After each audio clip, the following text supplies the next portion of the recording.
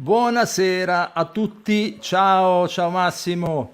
Ciao Marco, buonasera a tutti quanti. Buonasera, allora come sono contento, mi sto cominciando ad abituare a questo fatto delle serali, no? Bello. Perché mi ricorda un po' quando noi musicisti, io musicista facevo concerti, adesso purtroppo non se ne fanno più, quindi voglio dire, mi rimane questo, stare alle 9 collegato con voi e con te soprattutto Massimo. Senti, Eh, oggi è uno speciale dedicato a Harry un Mancini, adesso tu ce ne grandissimo. parli.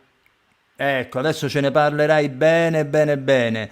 Perché io posso dire solo una cosa, fino adesso noi abbiamo fatto Ryuichi Sakamoto, abbiamo fatto Hans Zimmer e questa volta, e questa è la volta di Harry Mancini. Ricordo che alla fine, nella seconda parte del programma, sarà ospite Francesco Di Giovanni, che ci presenterà un chitarrista, che ci presenterà un suo prossimo lavoro in anteprima, dedicato proprio ai brani di Harry Mancini.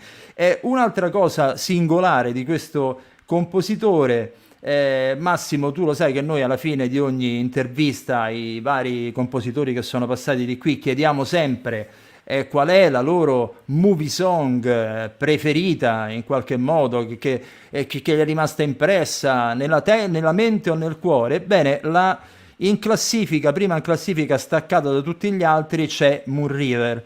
Vabbè, E quindi, come dire, non potevamo non fare questo infatti. speciale dedicato al Siamo un buon paese, Mancini.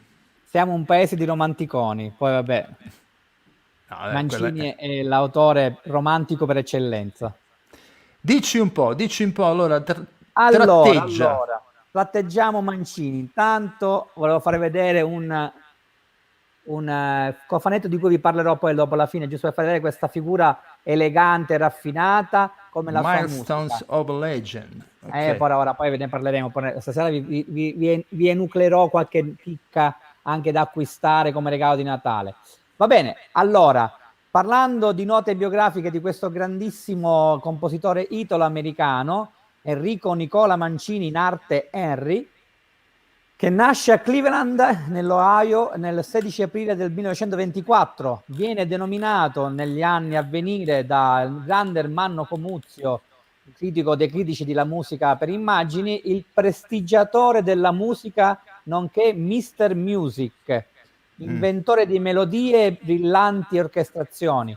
E già fin da piccolo, fin dalla tenera età di 8 anni e poi 12 anni, suona il flauto, incomincia in Pennsylvania a crescere con i genitori che lo estradano al pianoforte, lo estradano al suono di altri strumenti e studia sotto la guida di un grandissimo compositore, di un grandissimo maestro della musica classica e poi colui che darà il là a tutti i grandi autori di musica sinfonica hollywoodiani, che è Mario Castelnuovo tedesco, anche lui italiano.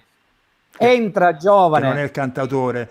No, no, no, no, non è cantato. È colui che ha dato i natali compositivi a molti compositori, tra cui anche Sì, sì, sì, sì. ispirandoli John Williams e molti altri. Comunque, Mancini diventa uno degli arrangiatori di prima classe di Benny Goodman, che ascolta i suoi arrangiamenti per piccole band, lo vuole nel suo gruppo e diventerà colui che arrangerà anche e che scriverà, diciamo, come ghostwriter una parte della partitura del film La storia di Benny Goodman nel 1956. Poi dopo fa il militare, presta servizio nella seconda guerra mondiale e conosce lì uno dei grandi autori della musica swing, jazz e ballabile durante il periodo della guerra, della seconda guerra mondiale e subito dopo, subito dopo la seconda guerra mondiale. Cioè parlo di Glenn Miller, di cui poi Vabbè. diventerà anche lui arrangiatore dei suoi brani e poi successivamente sarà l'autore degli arrangiamenti e anche dell'underscore della storia di Glenn Miller. Mm. Però nel 1952 Harry Mancini viene assunto come autore di musica addizionale non accreditato, quindi un nero vero e proprio, alla Universal per i film della celebre coppia di Bud Abbott e Lou Costello, ovvero Gianni e Pinotto. scrive le colonne sonore per alcuni film mostre, alcuni film di fantascienza, famosi monster movie, tra cui uno dei più famosi è la creatura, il mostro della Laguna Nera, scusate, di Jack Arnold, di cui però successivamente verranno accreditate anche le sue musiche.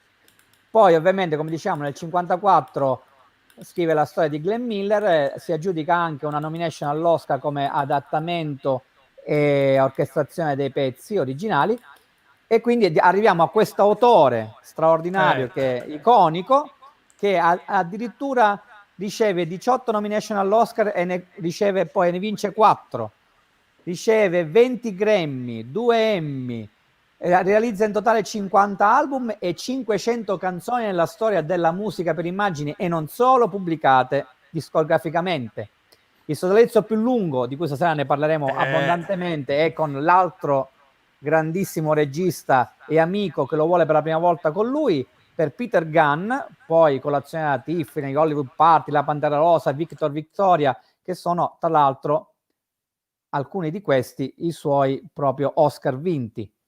Altro connubio importante diventa quello con Stanley Donen, e poi con il quale realizza i famosi spy rosa, gialli, quelli Sciarada, Arabesque, poi anche quel meraviglioso film romanticone che è Due per la strada. Quindi comunque nel suo carnet Henry Mancini annovera la bellezza di 200 partiture. L'ultima in ordine cinematografico è stata quella per Il figlio della Pantera Rosa, sempre di Black Edwards, dove il Roberto Benigni, nostro caro Roberto Benigni, interpretava il figlio dell'ispettore Clouseau, e in realtà poi l'unica vera ultima partitura è quella del 1996 per un corto chiamato A Memory for Tino, ed è l'ultima sua composizione cinematica. Ecco, io ti chiedo, parliamo un attimo, sì, certo, di Black Edwards e Henry Mancini ne parleremo abbondantemente dopo, no? Però una cosa già la possiamo dire, cioè diamo un'occhiata alla lista degli Oscar, ad esempio, no? Caspita, è una listona. Dai.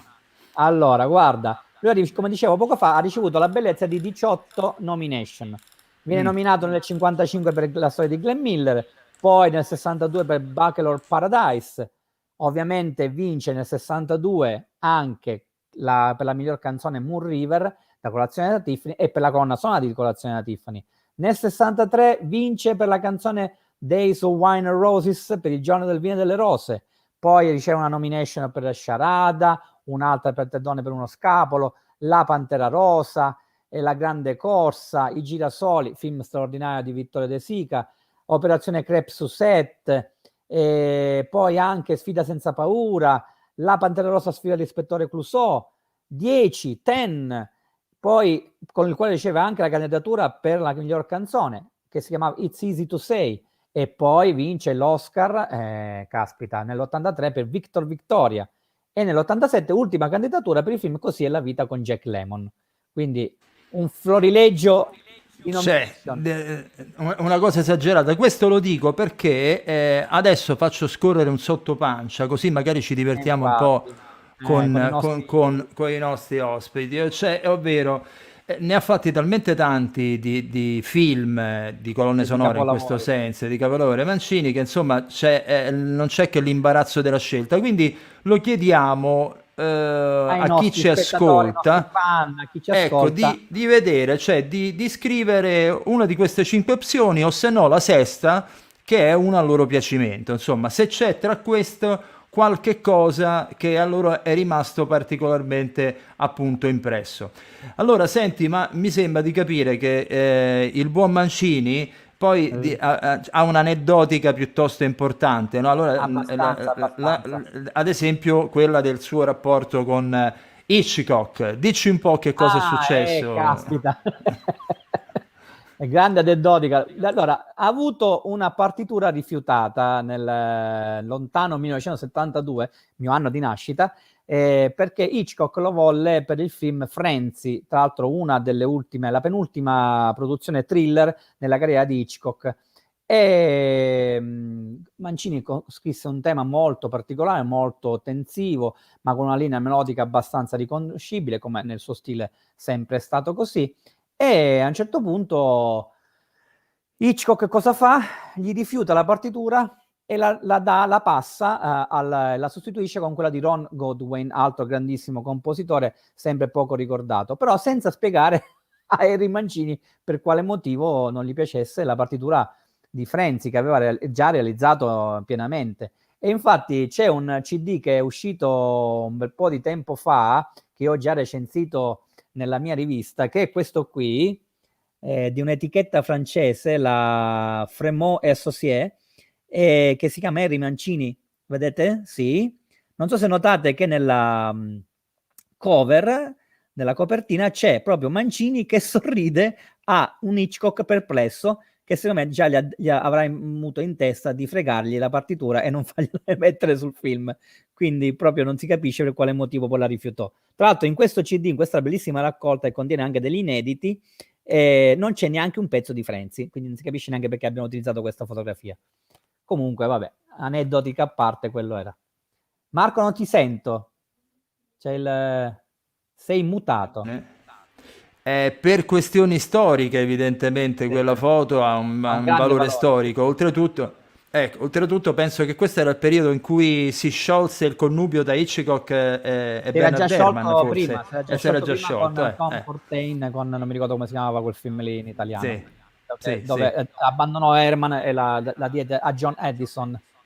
Senti, e invece ti faccio un altro nome a proposito di aneddoti, Stelvio Cipriani. Che c'entra Ah, Stelvio Cipriani con Harry Mancini? è meraviglioso. Allora, io ho sempre considerato due autori italiani che ahimè non ci sono più, Manuel De Sica e Stelvio Cipriani. Stelvio Cipriani e Manuel De Sica sono per me gli Henry Mancini italiani, lo sono sempre stati, anche per quel gusto melodico, quella brillantezza di orchestrazioni che avevano nella maggioranza delle loro colonne sonore. E neanche a farla apposta, Henry Mancini conobbe a Stelvio Cipriani. Ma voi direte, come l'avrà conosciuto? L'ha conosciuto perché vabbè, Stelvio Cipriani era diventato famosissimo per la colonna sonora di Anonimo Veneziano.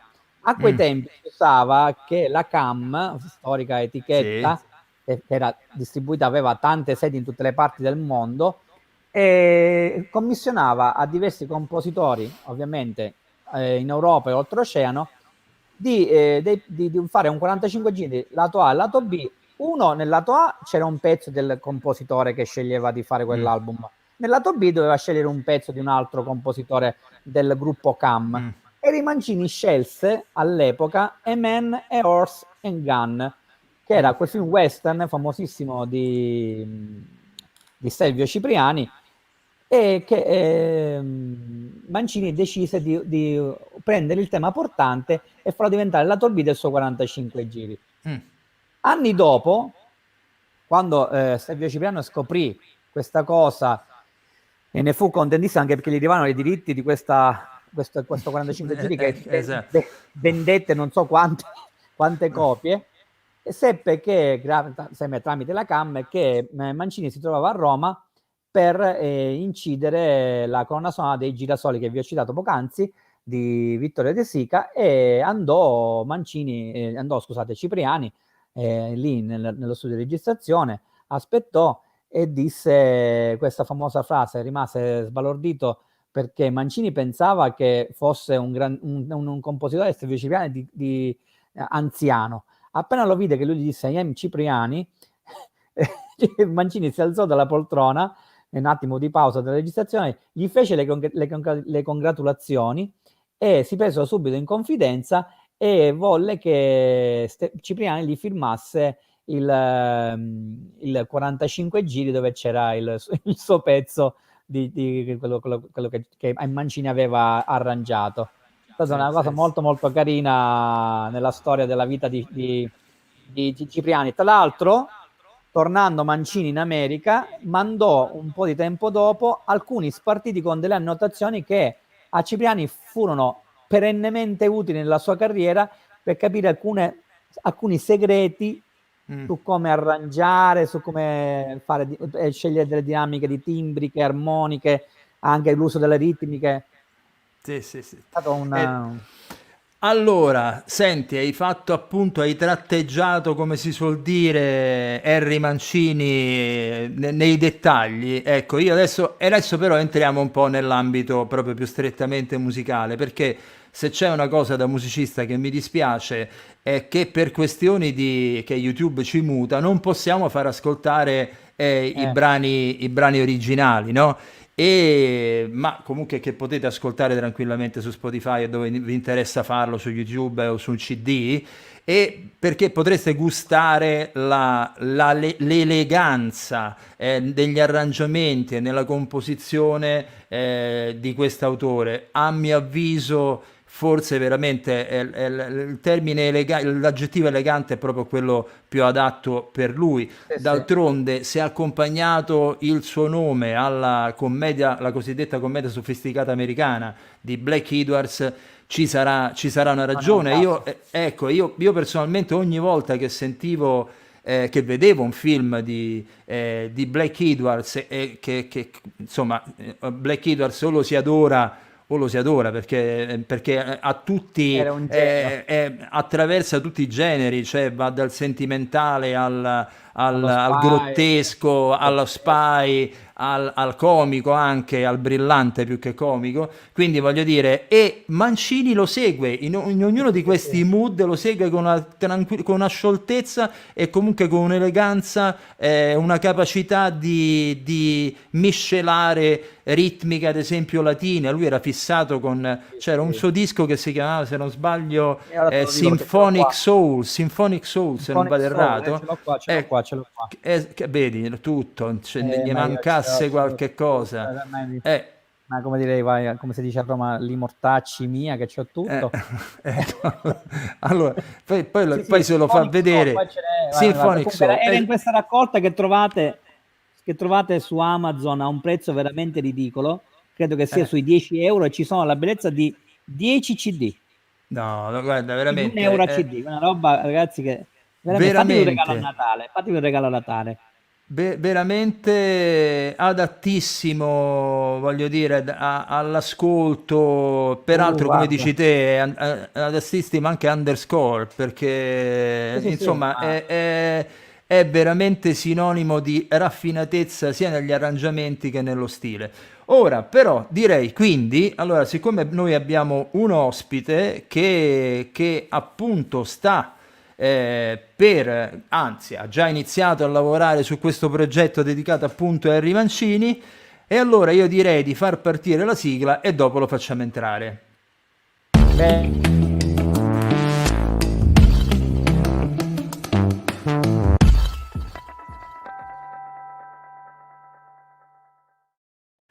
Oh, siamo sempre noi. Vabbè, facciamo entrare anche Francesco Di Giovanni. Ciao Francesco. Ciao ciao Michael, Francesco, ciao Massimo. benvenuto. Ciao, ciao. Ciao. Ciao, allora, noi adesso, Francesco ci ha fatto avere dei contributi musicali di 5 pezzi, non ve li voglio anticipare perché li sentiremo uno alla volta e poi ne parleremo un po' anche per capire sia il film da dove provengono, i vari pezzi, ma anche per parlare di questo progetto di Francesco. Però io una domanda te la faccio al volo, Francesco. Come mai, come ti è venuta in mente questa idea di pensare a un progetto dedicato interamente a Harry Mancini? Beh, perché diciamo, essendo un jazzista, mi è sempre stato molto caro Henry Mancini, Mm. come dicono gli americani, no? E perché lui è una veramente molto, la sua musica è molto piena di blues, di ironia e di jazz. E Mm, quindi mm, diciamo, non lo si può non amare. mm, mm. Sì. Senti, ma tu hai sentito prima la musica di Mancini o hai visto prima i film e poi è arrivata e di conseguenza la musica? Come l'hai conosciuto? Beh, la musica di Mancini, diciamo, fa parte della nostra quotidianità, perlomeno da qualche decennio, Sì, insomma. anche di Sono più. stati, come avete detto anche voi, sono stati così tanti i film che lui ha musicato che diciamo, ha lasciato un patrimonio enorme. Infatti quando io mi sono avvicinato alle sue composizioni per tentare di costruirci sopra un progetto mio, mi sono trovato di fronte a una quantità di ascolti che era veramente inimmaginabile. E poi mi sono scelto una serie di brani che ho voluto tirar giù ad orecchio proprio, prendendoli direttamente, cioè non ho voluto consultare partiture sue o cose, Sì. perché volevo diciamo riuscire in qualche maniera a fondere una mia idea che mi ero fatto insomma della sua musica e che è un'idea anche musicale, jazzistica, blues, e fonderla con queste sue melodie, quindi l'ho un pochettino, le melodie sono quelle, però diciamo gli arrangiamenti li ho fatti secondo un mio gusto, prendendo qua e là delle idee. Infatti ho previsto un organico con 6 strumenti a fiato, 3 sax, baritono, tenore, E beh, contralto, e beh. all'occorrenza anche soprano, flauto, e poi 2 trombe, un trombone, poi una ritmica, piano, chitarra, batteria, contrabbasso, insomma. Vabbè, Quindi allora vogliamo essere tra i primi a sentire questa roba, questa sì. robina che stai preparando. Senti, però, allora adesso noi invece andiamo a ascoltare, come posso dire, quasi la versione unplugged, o se no la versione lockdown di questo, di questi brani, perché ovviamente non è le registrazioni che ci ha dato sono registrazioni appunto fatte in maniera non in studio di registrazione, ma come facciamo noi appunto nelle case, però non solo nelle case, mi sembra di vedere che non c'è, che sei andato, ho visto una sorta di palco, Sì, ma il non, giardino di mio amico. va Siamo bene. andati- sì, sì. Senti, ti accompagna, non sei solo in che sono in duo, la vuoi presentare te? Sì, allora, in un brano sarò da solo, ma in tutti gli altri Sì, c'è sempre mia moglie al pianoforte, Gabriella De Nardo, che è sì. una pianista di origine classica, Mm. e che però da diversi anni sta fraternizzando con il jazz, con il blues, tutto quello che è afroamericano, musicalmente afroamericano. Va bene, allora della serie musica congiunta, perché è proprio il caso di dirlo, cioè voi potete suonare tranquillamente insieme, allora noi andiamo a sentirci il primo pezzo, io non vi voglio dire neanche di che si tratta, tanto lo riconoscerete tutti quanti, poi ne parliamo insieme a Massimo, vi faccio parlare insieme a voi perché qui ci sarà da parlare.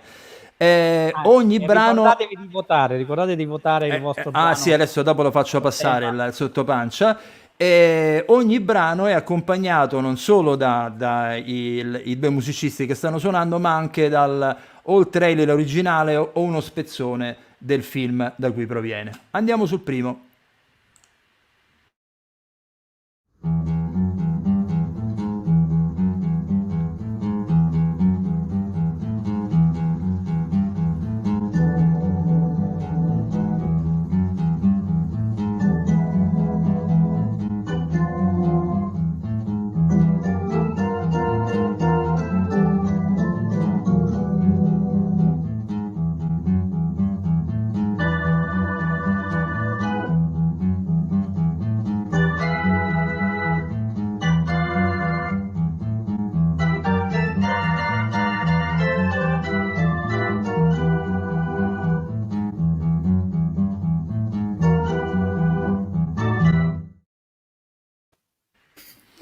Vabbè, Chissà quale brano sarà.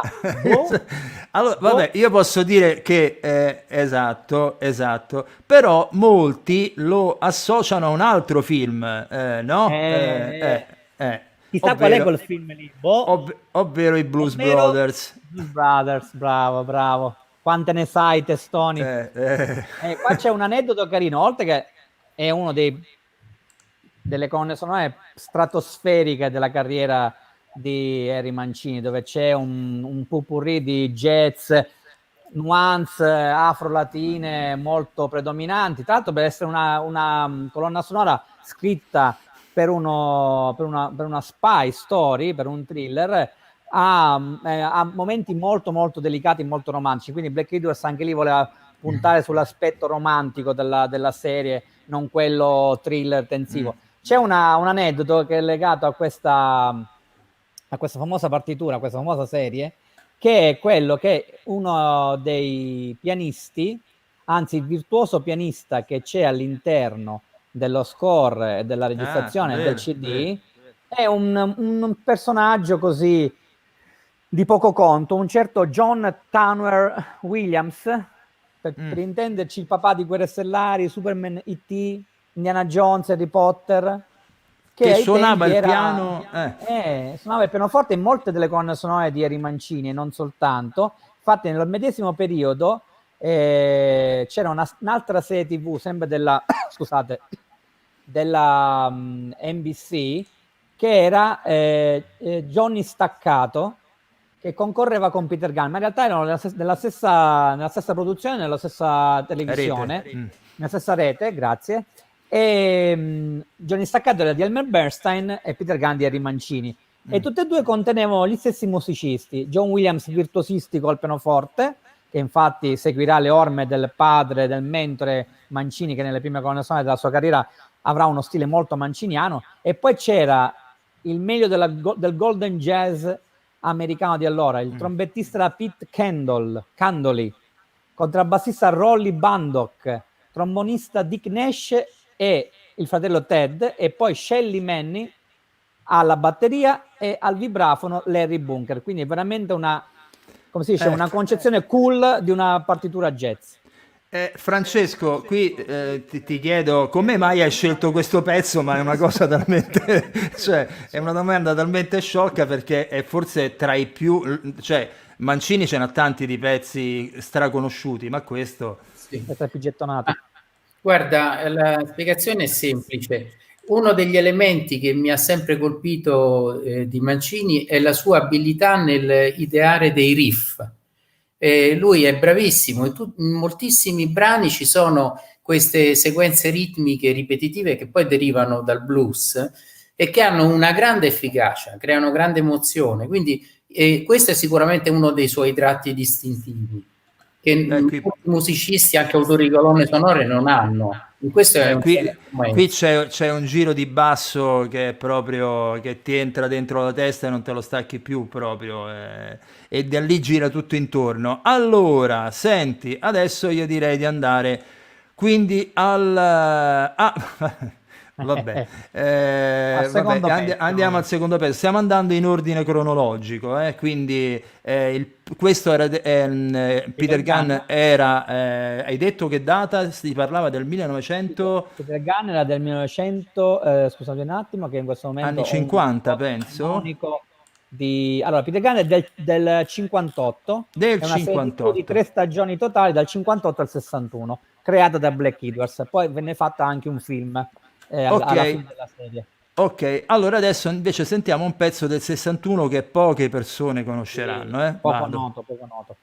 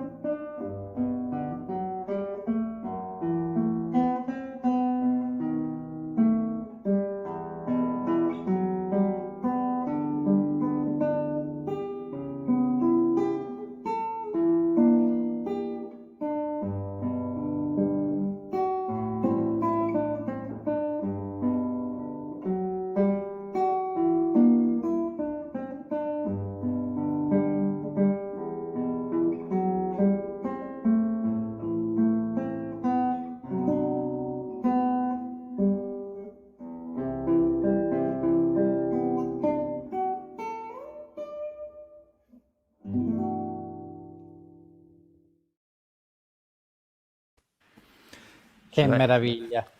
no, io stavo leggendo di Truman Capote, non me lo ricordavo, che era ispirato Sì, sì. a un romanzo di Truman. Ah, Quindi, allora, sì. Blake Edwards, Truman Capote, Harry Mancini, Audrey Hepburn, io direi che c'è... Cosa vuoi che sia? Più elegante e raffinato di così non si può. Tra l'altro vi faccio vedere questa cosa. Questo è un CD della colonna sonora di Colazione Natif, non l'originale che uscì all'epoca, che Mm, mancava della canzone interpretata da Audrey Hepburn nel film. sì. Questo conteneva sia la canzone, con diciamo, l'interpretazione originale, quella presa sul set, Mm, di cui Audrey Hepburn non è stata mai felice. E poi è uscito tanti anni fa, alcuni anni fa, questa, che è la versione completa di tutta la colonna sonora che si ascolta nel film. Sono ben 38 pezzi, ma è tutta, proprio quella integrale, mhm, quella che in realtà nel CD all'epoca non era stata inserita perché come era in uso soprattutto per le colonne sonore, i compositori stessi decidevano di creare un album che è commercialmente vendibile, quindi riadattando i pezzi che erano all'interno del film, ma mm, non erano quelli che erano sul film. mm, mm. Quindi per anni è circolata la colonna sonora, quella là commerciale.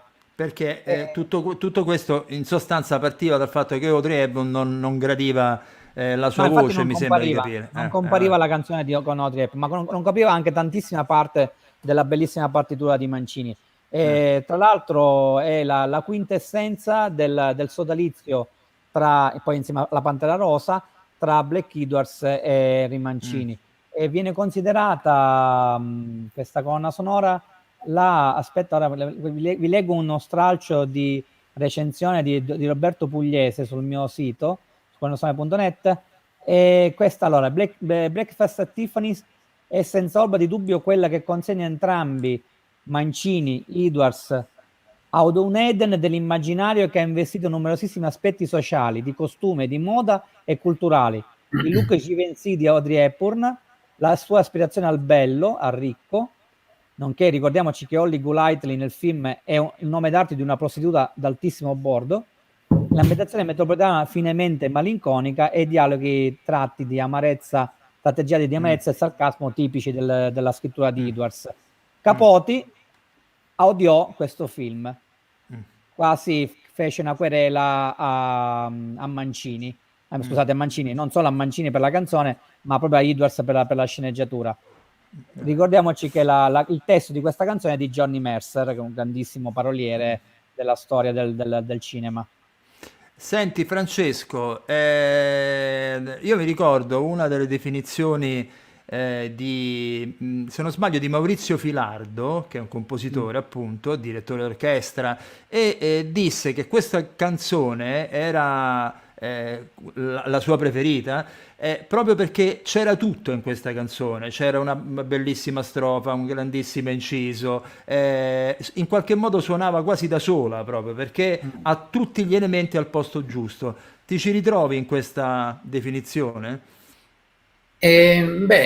Diciamo che è un brano che nasce già, nel suo nascere è già un classico, perché rappresenta la perfetta coincidenza tra forma e sostanza. Mm, mm, Quindi, mm, c'è una grandissima sostanza, è una di quelle melodie che tutti i compositori vorrebbero comporre. Sono quelle melodie che sembrano quasi finite, nel senso che mm.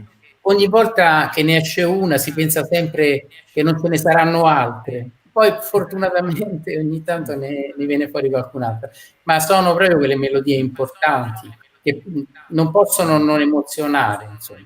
Quindi è un Sì, no. pezzo veramente straordinario. Tra l'altro, Mi domando sempre, scusa, solo questa è una domanda perché lui è sì, un sì, vabbè. chitarrista. Nella colonna sonora del film si vede Audrey Hepburn che vabbè, fa finta di suonare la chitarra e va bene. Mi sono sempre chiesto se questo pezzo fosse nato come chitarristico o invece lo è stato arrangiato semplicemente. Tu che pensi, Francesco? Ma vabbè, intanto è un valzer e Mm, il valzer si presta bene nella sua, diciamo, nel suo procedere ritmico, si presta bene a uno strumento come la chitarra che ha delle risorse rispetto, per esempio, al pianoforte limitate. E poi sicuramente la dolcezza, la possibilità di gestire il timbro che ha la chitarra, sicuramente rendono un buon servizio a questa melodia. Potrebbe anche darsi che sia così, che sia nato proprio pensato per la chitarra. Nel frattempo ci arriva questo commento, la mia partitura preferita credo sia Two for the Road, edizione Kritzerland, anche se recuperata da tracce monofoniche. Ne sai qualche cosa tu, Sì. Massimo? La Kritzerland è una etichetta, credo, inglese, o no, americana, che da un po' di anni sta mettendo alle stampe l'edizione integrale di molte partiture di nomi importanti della storia cinemusicale, tra cui anche John Barry, Mancini e tanti altri. E per l'appunto ha rimesso, è riuscita a mettere alle stampe l'edizione definitiva della colonna sonora di Due per la strada, che però ovviamente in tracce monofoniche, perché a quei tempi quelle erano, non è che non c'erano tracce in stereo, anche se ogni tanto vengono rimasterizzate, vengono ripulite, però l'audio comunque si sente, pur essendo molto in là nel tempo, si sente abbastanza bene. Poi si può trovare comunque quella colonna sonora in questo cofanetto, e poi vi racconterò un altro cofanetto che ha delle mille prelibatezze incredibili, poi, tra cui Two for the Road. No, volevo dire un piccolo aneddoto, poi passiamo all'altro pezzo di Francesco, riguardante Colazione della Tiffany. Chi si ricorda la colonna sonora e chi si ricorda la sequenza in cui Audrey Hepburn e George Peppard entrano in un negozietto per fare un piccolo furto e poi rubano delle maschere quasi carnevalesche, animalesche, quel pezzo che si chiama The Big Heist, cioè vuol dire il grande furto, anticipa nell'uso ritmico della batteria e dei fiati, soprattutto nella solo del sax, il celeberrimo Pink Panther Team di qualche anno dopo. E a proposito di Pink Panther, ora ci arriviamo, Cinecorriere, ci arriviamo anche lì alla Pantera Rosa, sì. Ma intanto proseguiamo il nostro viaggio con Francesco e anche in questo caso non anticipo nulla e ne parliamo subito dopo.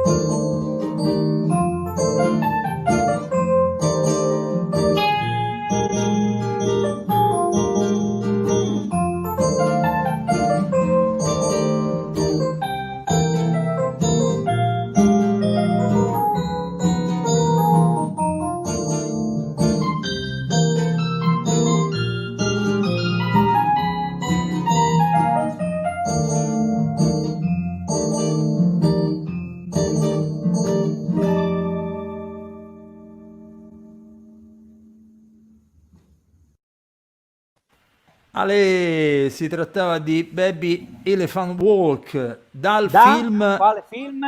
Lo facciamo vedere subito. Atari con John Wayne, film straordinariamente simpatico. Sì. Che tra l'altro uscì all'epoca in questo formato qui, che era insieme a Die Time, sempre due colonne sonore al prezzo di una. Tra l'altro questo è un pezzo amatissimo da Mancini, poi di quei pezzi che diventano, come diceva per l'appunto Francesco prima, nel caso di Moon River, diventano iconici all'istante. Appena tu esci dal cinema lo canticchi, lo fischietti, ti rimane subito in mente e rimane nell'emisfero destro del cervello, quello creativo, a vita e te lo porti dietro. E tra l'altro è talmente amato anche da Harry Mancini che l'ha riarrangiato molteplici volte, l'ha coverizzato lui stesso tante volte, tra l'altro con un famosissimo flautista, James Galway, che poi lui lo chiamò per fare un album di pezzi suoi iconici e gli fece fare questo arrangiamento per solo flauto. Una roba... Anzi, assunse un ritmo, quasi una una sfumatura celtica il pezzo nella versione di Galway. Addirittura, proprio, no, Sì. no, mi ha Come incuriosito perché non lo conosco, no, lo no, voglio andare. poi ti farò vedere. Francesco, come mai questa scelta? Che hai trovato, ad esempio, in questo? Beh, io ti trovo divertentissimo, anch'io, è evidente. È troppo bello. Sì, beh, dunque, in questo pezzo si esplicita proprio la componente blues di Mancini, perché sono proprio citate le blu note, ci sono dei passaggi che sono caratteristici eh, proprio delle origini della musica afroamericana. E quindi, diciamo, poi c'è l'ironia e c'è Mm, uno stile proprio che secondo me lo rappresenta molto nella sua parte proprio più intima, nella sua parte mm, forse anche, oserei dire, più popolare. È mm, mm. proprio, è lui, è l'uomo Mancini che scherza con queste cose, col blues, con l'elefantino divertente, con l'ironia. Ma È però tutto qui. ogni volta che scherza, però anche quando scherza, fa le cose tremendamente sul serio dal punto di Certo. vista della costruzione, proprio. E beh, questo è un eh, grande lavoro, questo pezzo, è sicuramente, ecco, anche questo è uno di quelli irripetibili, forse, sì, sì, sì. veramente di grande spessore. Pensate che molti dei commenti agli elefanti o comunque ai pinguini o a animali carini, molto deliziosi, molto anche comici nei movimenti, da lì a venire nei documentari sono sempre stati commentati musicalmente con lo stile manciniano, proprio Mm, per dargli mm. questa ironia, questo tolco quasi, addirittura con la polka, mi ricordo in un documentario, un po' Mm, facendo il mm, mm, verso mm. ai pezzi polka dance della Pantera Rosa. Allora, adesso andiamo su un brano invece che non suonerà Francesco, ma suonerà Gabriella De Nardo, ed è anche questo, secondo me, qui andiamo su un altro tipo di mood per quanto riguarda questa ballad, sentitela, molto tenue, ma secondo me molto, molto, molto intensa. Dopo ne parliamo.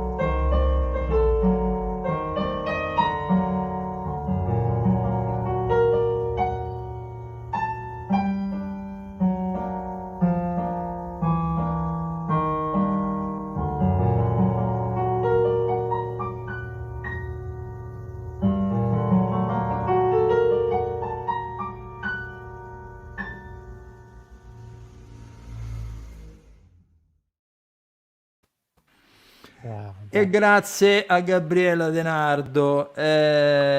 Allora, mi sembra che, insomma, da quanto vedo, Mancini gli piacevano i valzer, è No, evidente. per nulla. Parliamo di questo film, eh? Questo qua, Charade. Charade. Charade. Tra l'altro questa qua è la versione originale uscita all'epoca, Cary Grant, Audrey Hepburn, vabbè. Altro sodalizio questo, con il regista Stanley Donen, di cui dicevo all'inizio della puntata. Ora vi racconto questo aneddoto.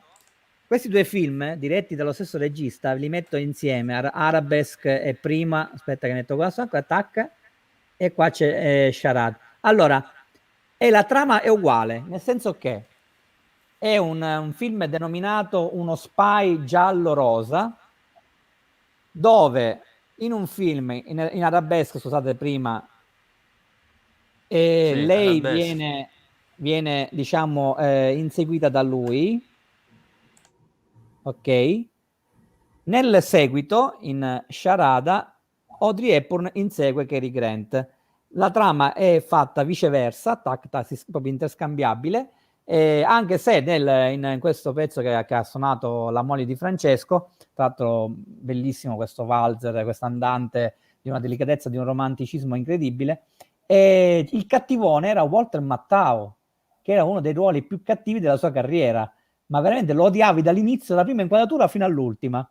Però accompagnato da questa musica incredibile che veramente... Parlaci un po' di questo valzer, Francesco. Beh, appunto, l'abbiamo detto prima, Mancini adorava questo tipo questa forma musicale che è il valzer, questi movimenti ternari.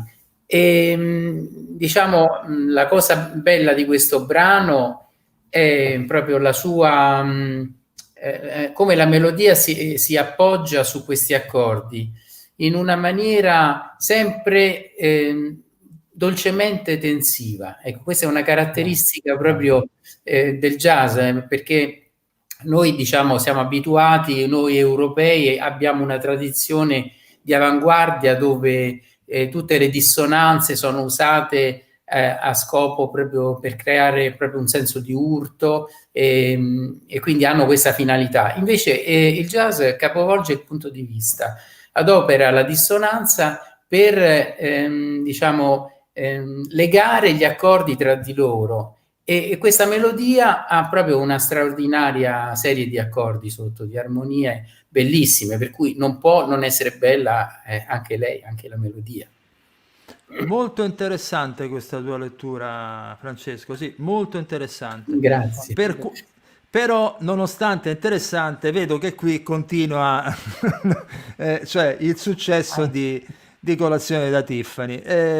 Ma noi invece continuiamo ed è questo è l'ultimo pezzo Sì, che ci propone che ci hanno Francesco regalato a Francesco. e Gabriella. E adesso Gabriele. l'andiamo a sentire. Anche in questo caso non dico nulla, ma insomma riconoscerete dalle immagini anche altre facce molto molto molto importanti del cinema di Black Edwards.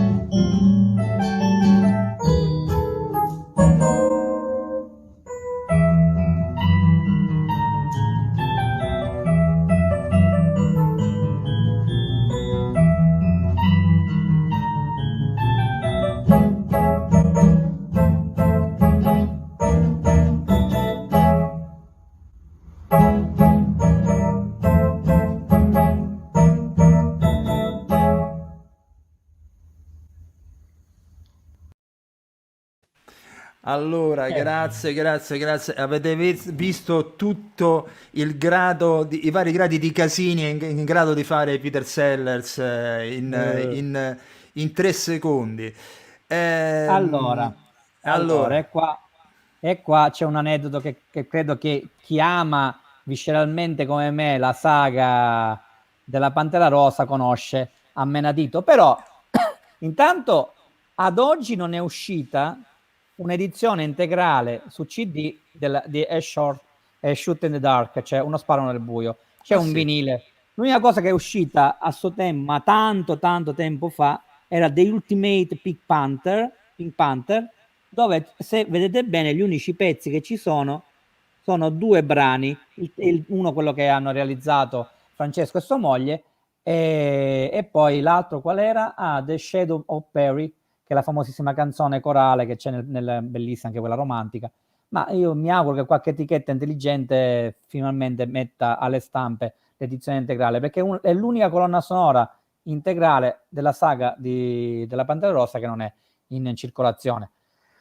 Su questo film c'è una storia. Non nasce come pellicola dedicata all'ispettore Clouseau e alla Pantera Rosa. Nasce come giallo, un po' all'Agatha Christie, tipo 10 piccoli indiani, e poi ovviamente Edwards volle Peter Sellers gli disse: senti, una volta siamo qua sul set, io mi vesto da ispettore Clouseau e facciamo diventare il seguito della Pantera Rosa, uno dei film della saga, del ciclo, e quindi diventò a tutti gli effetti uno, ma se ci pensate bene, nel film il tema della Pantera Rosa non lo si ascolta mai.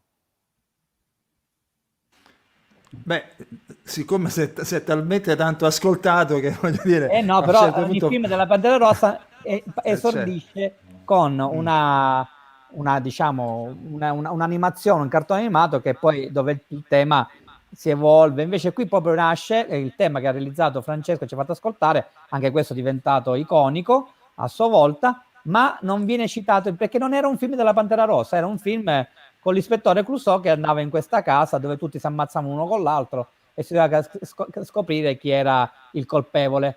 Che se non mi ricordo, no, non voglio spoilerare, chi non l'ha visto non lo dico, quindi, Certo, no, infatti. anche perché è un gioco molto... Vai. Francesco, invece parlaci un po' musicalmente di questo brano. Sì, A Shot in the Dark è un brano che appunto riconferma l'abilità di cui parlavo prima nel primo brano di Peter Gunn, di Mancini, di creare questi riff. Qui ce ne sono addirittura due e la cosa è interessantissima, è proprio un intreccio, un incastro veramente stupefacente, perché c'è quello che io espongo con la chitarra, che è un pochettino più chiaro rispetto a un riff di basso. Allora, quello della chitarra è discendente, e mentre quello del basso è ascendente, per cui si incrociano creando veramente un senso di movimento che è qualcosa di assolutamente straordinario. Sono rari i casi in cui la musica riesce a esprimere così bene un qualche cosa di reale della nostra vita, cioè proprio il movimento. Questo è proprio un pezzo particolare, pieno di segreti, bisogna ascoltarlo con attenzione.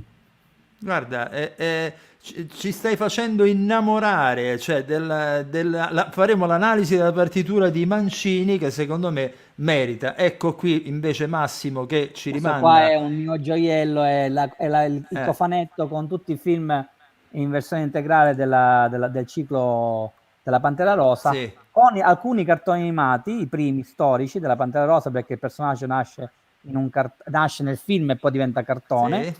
E poi ci sono anche dei dietro le quinte incredibili con Peter Sellers che ne fa peggio che in scena.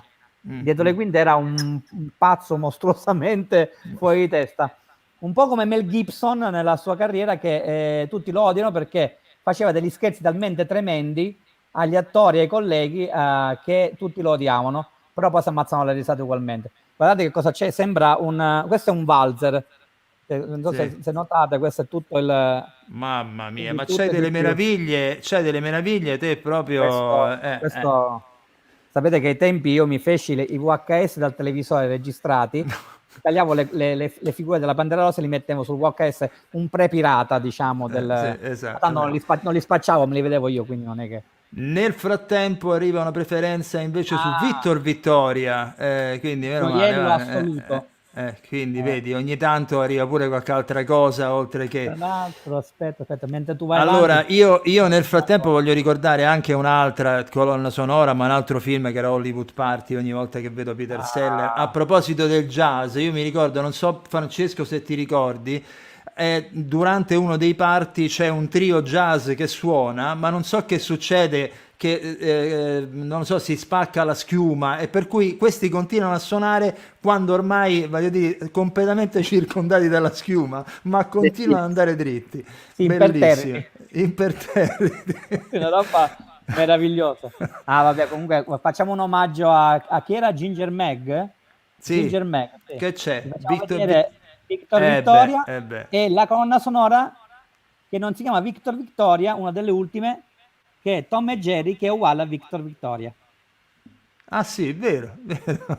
Se l'ascoltate con attenzione, una e Due. l'altra. Sì, sì. Sì, sì, sì. Perché peraltro appunto Mancini ha fatto anche Di colonne tutto. sonore di cartoni animati, Sì, appunto. Anche qual era quello Disney? questo qua, Basil aspetta, te lo faccio vedere. l'investigatopo. Basil Te lo faccio l'investigatopo, vedere, se te lo non faccio vado. vedere. C'ho tutto quanto qui, guarda.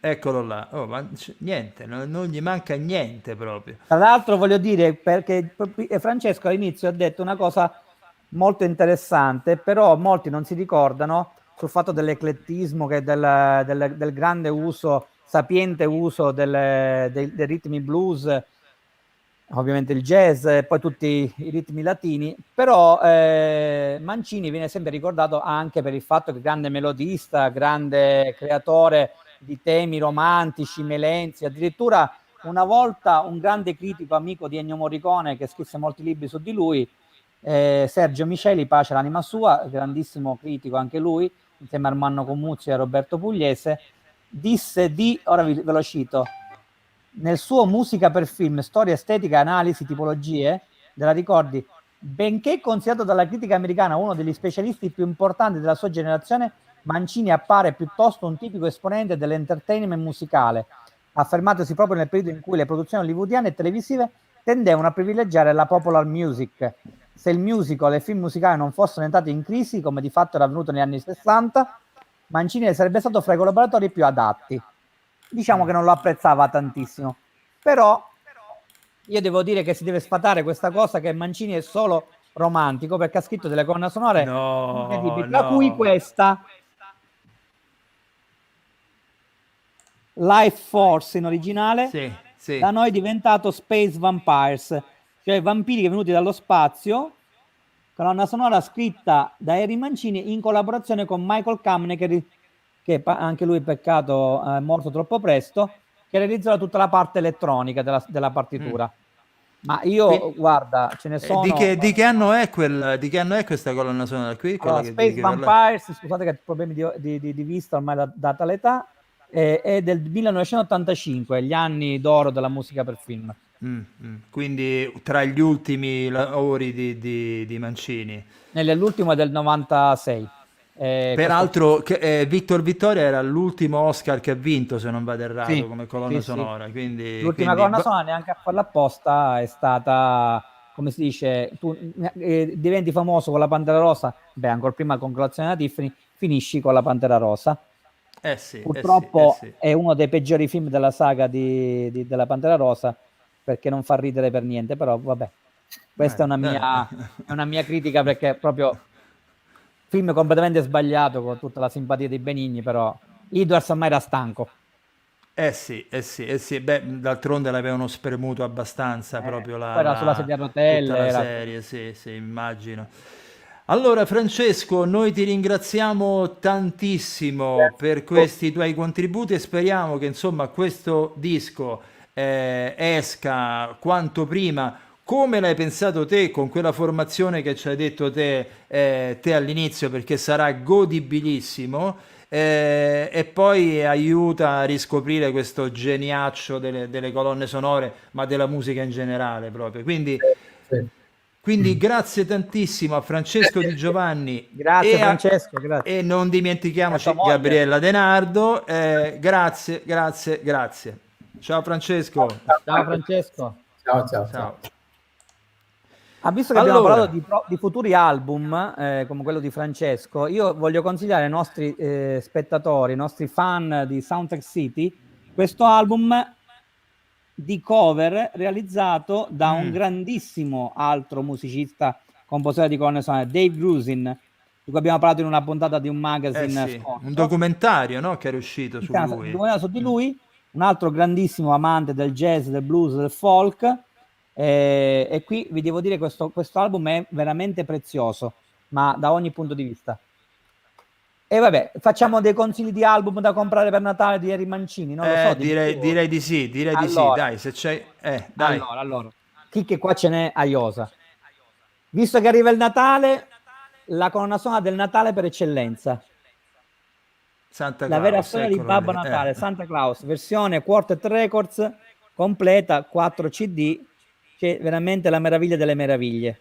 E questa è Ok, una. ok. Poi, questa è un'altra che vi consiglio di cuore, capolavoro anche questo, sempre per Black Edwards, The Great Race, La Grande Corsa, Ok. altro film straordinario, con una sola completa 3 CD, se non mi ricordo male, sì, 3 CD. Facci vedere un Poi, po' qualcosa di antologico, dai, che prima ce l'hai allora, fatti vedere. antologico, ragazzi, ce n'ho. Allora, guardate cosa c'è qui. Delle perle di antologia. Questa per passare serate con la vostra cara compagna o il vostro caro compagno in intimità al suono di Midnight, Moonlight e Ah, Magic. vabbè, vabbè. Questa è meraviglia. La ragazza sbracata nella macchina, anzi in una